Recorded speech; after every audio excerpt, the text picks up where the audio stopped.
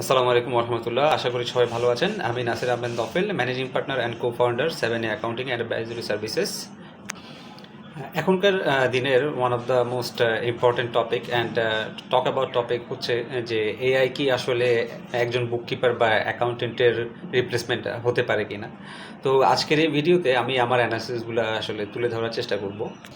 অ্যানালাইসিসের প্রথম পার্টে আমি আমার বাস্তব যে ওয়ার্ক এক্সপিরিয়েন্স আছে সেই ওয়ার্ক এক্সপিরিয়েন্সের আলোকে কিছু কম্পারিজন আমি করবো এআইয়ের সাথে, যেটা ম্যানুয়াল অ্যাকাউন্টিং আমরা বলে থাকি।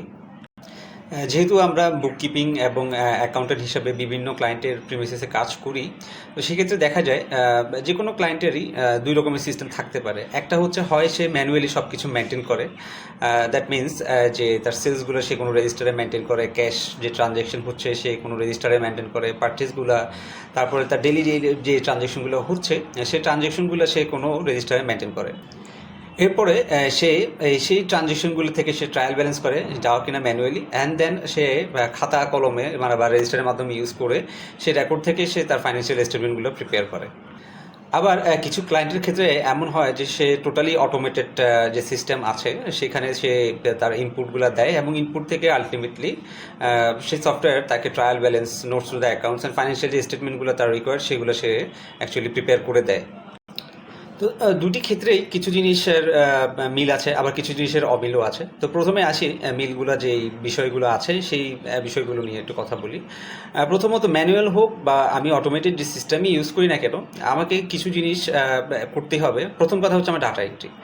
ওকে, ম্যানুয়াল অ্যাকাউন্টিংয়ে হয়তো যারা খাতা কলমে বা রেজিস্টারের মাধ্যমে সেই তার হিসাব মেনটেন করছে, তাকে হয়তো কোনো একটা রেজিস্টারের মধ্যে সেই ডেইলি যে ট্রানজেকশন আইদার সেলস হোক বা এক্সপেন্স হোক, হ্যাঁ, সেই ট্রানজেকশনগুলো তাকে রেকর্ড করতে হচ্ছে। ঠিক সেভাবে আমার যদি অটোমেটেড অ্যাকাউন্টিং সিস্টেম বা সফটওয়্যারের থ্রুতে আমি যদি অ্যাকাউন্টিং মেনটেন করি, তাহলে সেক্ষেত্রেও আমাকে কিন্তু কোনো একটা ফর্মের থ্রুতে আইদার সেলস ফর্ম বা পারচেস ফর্ম, ওকে, যে কোনো একটা ফর্মের থ্রুতে আমাকে আসলে ট্রানজেকশনগুলো আমার যে সিস্টেম আছে সেই সিস্টেমের মধ্যে ইনপুট দিতে হয়। দ্বিতীয় যে মিলটি আছে সেটি হচ্ছে ম্যানুয়াল হোক বা আমার অটোমেটেড সফটওয়্যার সিস্টেমই হোক না কেন, এখানে একজনকে অবভিয়াসলি তারকে ডিটারমাইন করতে হয় যে কোন ট্রানজ্যাকশনের ক্যাটাগরি কেমন হবে।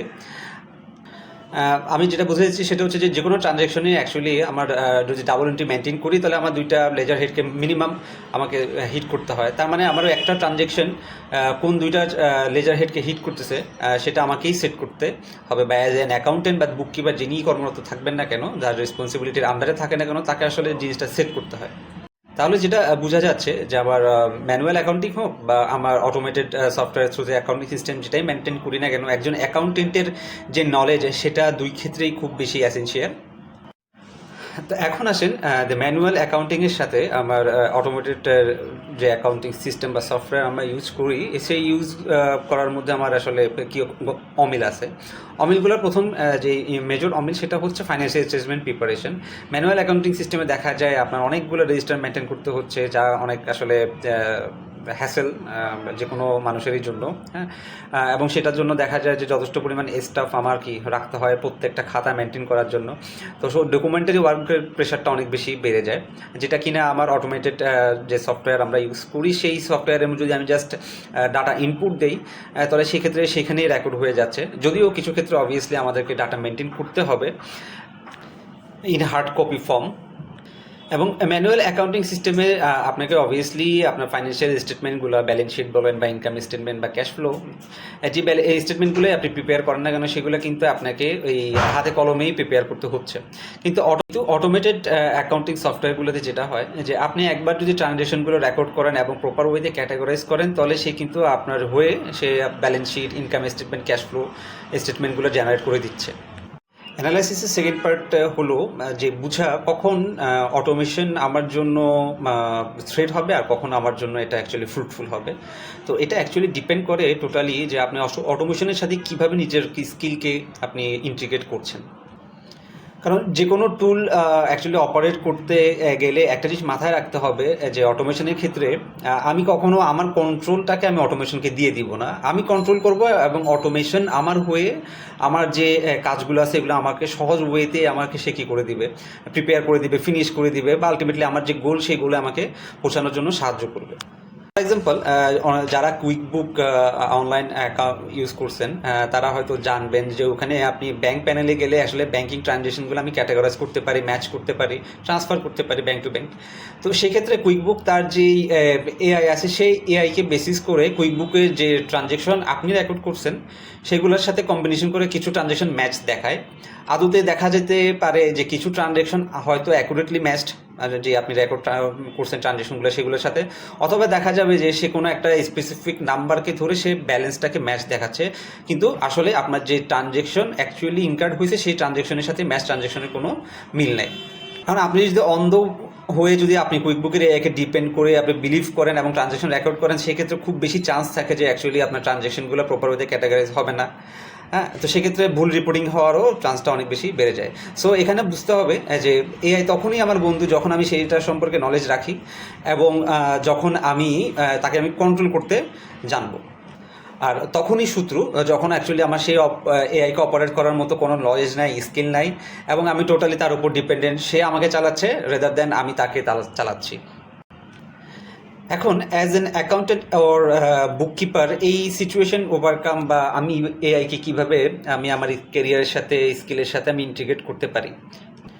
সো যে কেউ যে কিনা প্রপার ওয়েতে অ্যাকাউন্টিং জানতে চান, শিখতে চান, প্রপার অ্যাকাউন্টেন্ট হতে চান বা বুককিপার হতে চান, প্রথম কথা হচ্ছে অবভিয়াসলি যেই পড়ালেখাগুলো আছে সেইগুলো অবভিয়াসলি ঠিকঠাকভাবে শেষ করা এবং নিজের যে নলেজ যতটুকু ডিজায়ার্ড লেভেল পর্যন্ত যাওয়া দরকার ততটুকু পর্যন্ত পৌঁছানোর জন্য কাজ করা, স্কিল গেইন করা। দেন প্র্যাকটিক্যালি কাজগুলো অবভিয়াসলি শেখা অনেক বেশি এসেনশিয়াল, কারণ আপনি প্র্যাকটিক্যালি কাজ শিখলেই আসলে অপারেশন সাইকেলটাকে আপনি বুঝতে পারবেন যে কীভাবে অ্যাকচুয়ালি অ্যাকাউন্টিং সাইকেলটা কাজ করে। এবং অবভিয়াসলি অটোমেটেড যে সফটওয়্যারগুলো, লাইক আমি যদি ক্লাউড অ্যাকাউন্টিং সফটওয়্যারগুলো বলি, যেমন কুইক বুক আছে, জ্যারো আছে, ওয়েব আছে, জোহো আছে, ফ্রেশবুক আছে, অনেক রকমের অ্যাকচুয়ালি ক্লাউড অ্যাকাউন্টিং সফটওয়্যার এখন অ্যাভেলেবেল। এছাড়া আপনি ইআরপি আছে, ট্যালি আছে। তো এই সফটওয়্যারগুলো যদি আপনি শিখেন এবং আপনি আপনার স্কিলের সাথে সফটওয়্যারের নলেজটা যেটা আপনি শিখলেন বা কাজের মাধ্যমে গেইন করলেন সেটা যদি আপনি ইন্টিগ্রেট করতে পারেন, তাহলেই কিন্তু অ্যাকচুয়ালি অটোমেশন আপনার জন্য কখনোই থ্রেট হবে না, রেদার শিখে আপনার জন্য বন্ধু হবে, আপনার কাজগুলোকে সহজলভ্য করে দিবে, যাতে আপনি খুব কম সময়ের মধ্যে এফিশিয়েন্টলি অনেক বেশি ডাটা অপারেট করতে পারেন।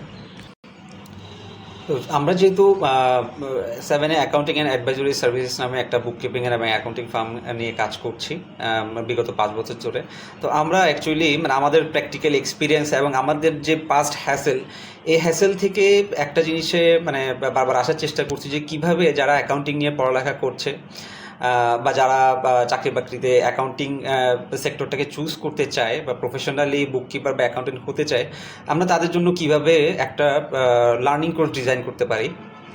সো রিসেন্টলি আমরা এটা নিয়ে কাজ করছি। কাজ করার পরে আমাদের যে রিয়েল লাইফ যে ক্লায়েন্ট ডাটা আছে সেগুলোকে আমরা অ্যাকুমুলেট করে আমরা একটা কোর্স লঞ্চ করার প্ল্যানিং করছি, যেটাতে আমরা ম্যানুয়াল অ্যাকাউন্টিং শেখাবো।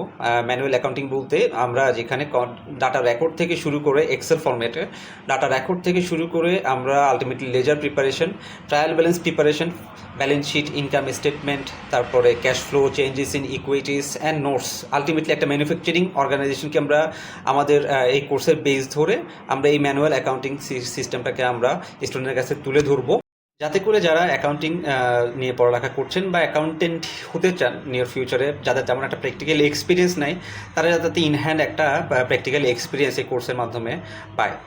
যেহেতু আমরা ম্যানুফ্যাকচারিং অর্গানাইজেশনকে বেস ধরে এই ম্যানুয়াল অ্যাকাউন্টিংটাকে আমরা সাজাইছি, সো এখানে আসলে অনেক কিছু শেখার মতো থাকবে।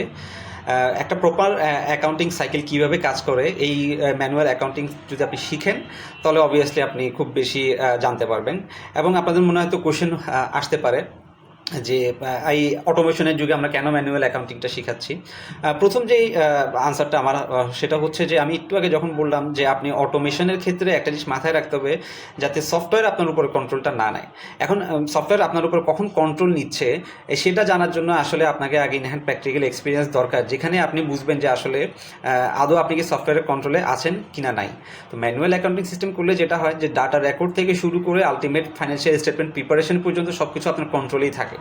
সো প্রত্যেকটা ট্রানজ্যাকশন কোথায় হচ্ছে, কোথায় আমার কোন লেজারে হিট করতেছে, কোন স্টেটমেন্টে আমার এটার ইম্প্যাক্ট আছে, সেটা আপনার বোঝার জন্য এই ম্যানুয়াল অ্যাকাউন্টিংটা আসলে ইনিশিয়ালি আমরা বলবো যে শেখাটা খুব বেশি ইম্পর্ট্যান্ট। কারণ আমরা যখন বিভিন্ন ক্লায়েন্টে কাজ করি এই সিস্টেমের মাধ্যমেই করি, এবং যেখানে আমাদের অটোমেশনও দরকার, আমরা সেই অটোমেশনকে ফলো আপ করেই কিন্তু কাজগুলা করি।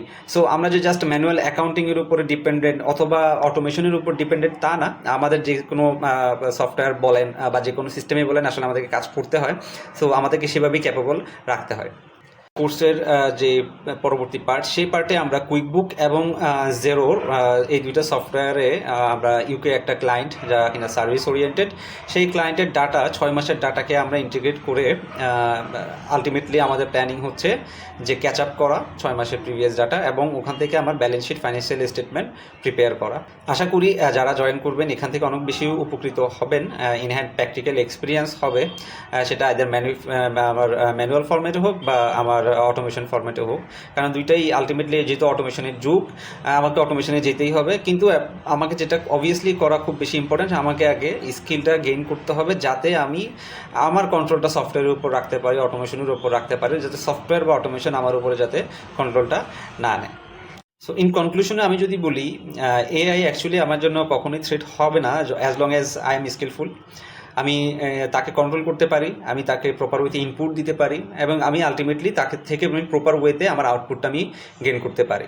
আমাদের এই অ্যাপ্লাইড অ্যাকাউন্টিং কোর্সটা নিয়ে ইন্টারেস্টেড তাদের যদি কোনো কোয়ারিজ থাকে, আমাদের 7A accounting and advisory services Facebook পেজে আপনারা আমাদেরকে মেসেজ করতে পারেন, এবং এই ভিডিওতেও আমি আমার নাম্বারটা দিয়ে দিব। আপনার যদি কোনো কোয়ারিজ থাকে এবং কোনো রকমের অ্যাকাউন্টিং ম্যাটার নিয়ে আপনার যদি কোয়েশ্চেনিজ থাকে, সেই ক্ষেত্রে আপনি আমাদের সাথে যোগাযোগ করতে পারবেন।